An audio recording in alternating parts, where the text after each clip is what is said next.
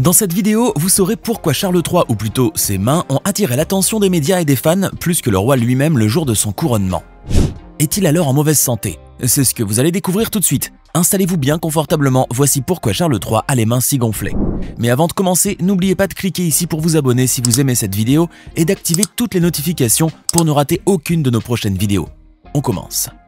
De la couronne ornée de diamants à l'orbe d'or, en passant par le manteau impérial, la tenue de cérémonie du nouveau roi a été scrutée et passée au peigne fin. Mais pas seulement. Même le corps de sa majesté n'a pas été épargné, et surtout par les critiques. Un visage boursouflé et rouge, des mains gonflées et une bague qui semble être inconfortable dans ses doigts en forme de saucisse, c'est ainsi que le roi Charles III s'est présenté à son couronnement ce samedi 6 mai 2023 à l'abbaye de Westminster. Et non, vraisemblablement le moment n'était pas assez solennel pour laisser les spectateurs et les gens présents sur place concentrés avec l'événement. L'état des mains du roi était en effet si inquiétant que celles-ci ont fait tourner les regards. Des regards qui devaient normalement être portés sur le nouveau roi de Grande-Bretagne. Autant vous dire que cela n'a laissé personne indifférent et tous se sont immédiatement interrogés sur son état de santé. Ainsi, ce samedi 6 mai 2023, la toile était en furie. Si certains semblaient sincèrement inquiets sur l'état de santé de leur nouveau roi, d'autres ont préféré prendre la chose à la rigolade et en faire carrément des blagues sur internet. Si bien que l'image d'un paquet de saucisses de porc étiqueté King Charles Sausage Fingers a été partagée des milliers de fois par les internautes.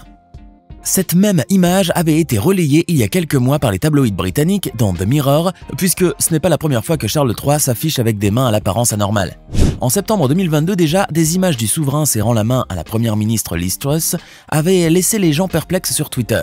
Ils pensaient sans doute qu'il avait quelques pépins de santé passagers, mais arrivé à son propre couronnement dans un tel état, c'est que ça devait être très sérieux. Dr Gareth Nye, maître de conférence à l'université de Chester, interrogé par le Daily Mail, a d'abord évoqué parmi un tas d'autres raisons une alimentation trop riche en sel, ce qui est assez étonnant lorsque l'on sait que Charles III est très soucieux de la qualité de son alimentation. En même temps, il est un peu obligé s'il veut occuper le trône encore pour un bon paquet d'années. D'ailleurs à ce propos, il faut savoir que Charles III possède une hygiène de vie assez correcte. De toutes les façons, à son âge, le roi connaît les prescriptions et les interdictions des médecins sur le bout des doigts.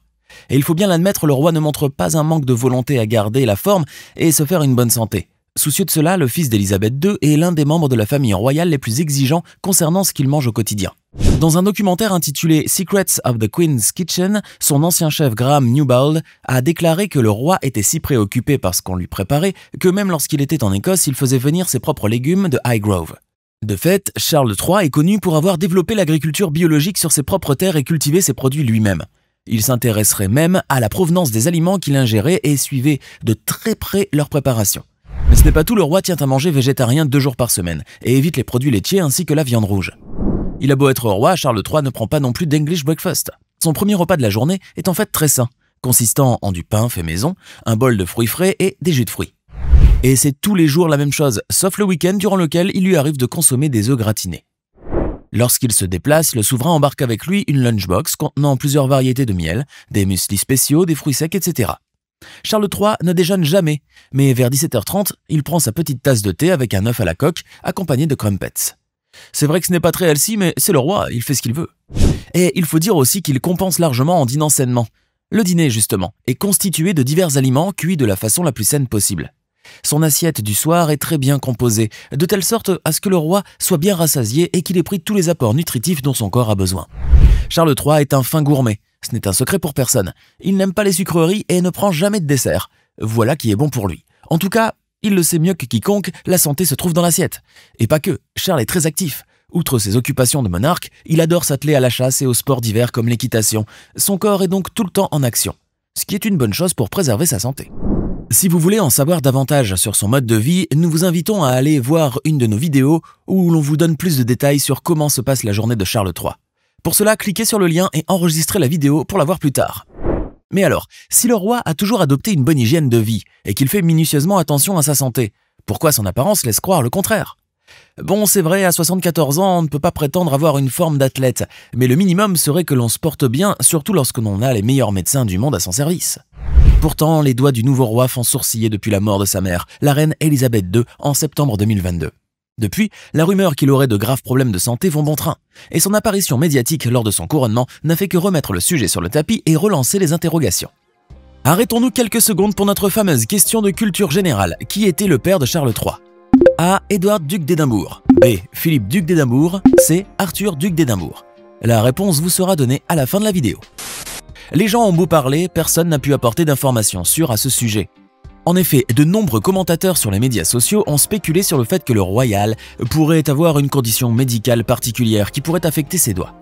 Des personnes se trouvant dans le même cas ont témoigné et exprimé leur inquiétude quant à une éventuelle maladie silencieuse ou cachée. Mais qu'en est-il vraiment?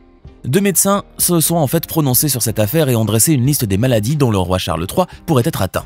Le docteur Nishmanek, médecin généraliste du NHS et rédacteur médical, a rappelé toutefois qu'il ne fallait jamais faire de conclusions trop hâtives à partir d'une photo, surtout lorsqu'il s'agit de diagnostic médical. C'est pour cela que personne ne peut confirmer avec exactitude ce qui arrive au roi Charles III.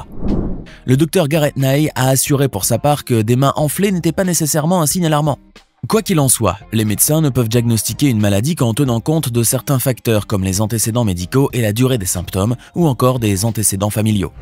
Néanmoins, les mains rouges et enflées peuvent être évocatrices de plusieurs maladies courantes. Il y a d'abord l'œdème ou la rétention d'eau, qui fait que le corps retient les fluides dans les extrémités des membres, ce qui provoque automatiquement le gonflement de la zone touchée.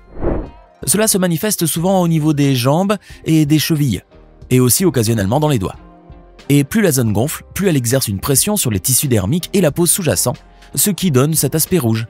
Cette maladie est une affection très courante qui touche principalement les personnes de plus de 65 ans car la capacité de contrôle systémique des fluides devient très limitée au fur et à mesure que l'on prend de l'âge. Les médecins ont également évoqué la dactylitis, cette inflammation très sévère des tendons et des articulations des doigts et des orteils, leur attribuant cet aspect de saucisse. Généralement, cet état ne dure pas longtemps. En revanche, dans le cas où l'enflure persiste, même lorsque l'inflammation sous-jacente est contrôlée, on parle de dactylarthrite, une condition qui est observée chez les personnes souffrant d'arthrite. Même si les médicaments arrivent à traiter la maladie, l'aspect des doigts rouges et enflés ne disparaît pas, si ce n'est qu'il peut s'estomper dans le meilleur des cas. À noter que Charles III est dans cet état depuis quelques mois déjà.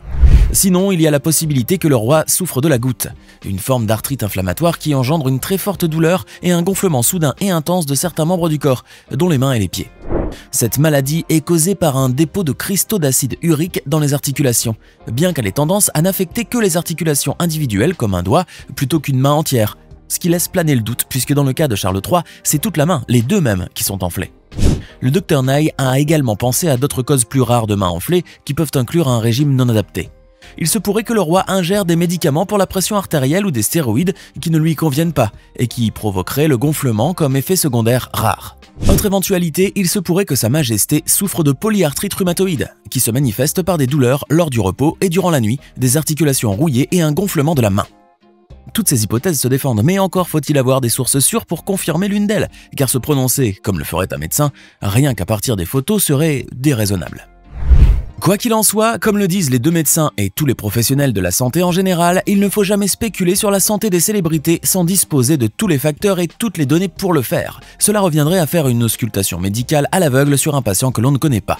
C'est vrai que les photos et vidéos prises du roi paraissent très claires et très détaillées. Elles ne révéleront cependant jamais toutes les informations. Pour poser un diagnostic, il faut être d'abord une personne du métier, avoir derrière soi un certain nombre d'années d'études et faire de nombreux tests physiques sur la personne en question pour éliminer une par une chaque éventuelle maladie. Par exemple, si on prend l'œdème, il faut impérativement effectuer un test de diagnostic clair en pressant la zone enflée pendant environ 15 secondes et examiner si cela provoque une dépression dans la région. Autrement, nous ne pouvons évoquer cette maladie. S'ajoute à cela le fait qu'à partir d'une photo, il est impossible de dire quel autre symptôme la personne en question éprouve, à quel moment elle les ressent, à quel point la zone touchée est douloureuse ou si elle s'enflamme à certains moments ou de façon continuelle. Sur les images du couronnement par exemple, on voit un Charles III tout sourire, ému d'accéder au trône. Mais on ne sait pas s'il a mal quelque part. On peut cependant juste deviner l'inconfort dans lequel il est. Si inconfort il y a. À noter aussi que la situation du souverain varie souvent. Ce dernier n'apparaît pas toujours avec les mains gonflées, et d'aucuns ont fait remarquer que les mains du monarque apparaissent particulièrement gonflées lorsque celui-ci se trouve en voyage à l'étranger, sous des climats plus chauds. Puisqu'en ce moment, c'est le début des saisons chaudes en Angleterre, ce pourrait être alors une explication plausible. Ou alors on pourrait également penser au stress ou tout simplement à un effet très normal du vieillissement. Eh oui, 74 ans, ce n'est pas rien quand même. Quoi qu'il en soit, espérons que ce n'est pas une maladie chronique et que, gonflé ou pas, le roi pourra diriger le pays d'une main de maître. Maintenant, dites-nous dans les commentaires ce que vous pensez de la santé de Charles III et si vous pensez qu'il va occuper pendant longtemps le trône. Et n'oubliez pas de cliquer ici pour regarder une autre de nos vidéos. Pour la question de tout à l'heure, il s'agissait de Philippe duc d'Édimbourg, né Philippe de Grèce. Il était prince de Grèce et de Danemark jusqu'à son mariage avec la reine Élisabeth II.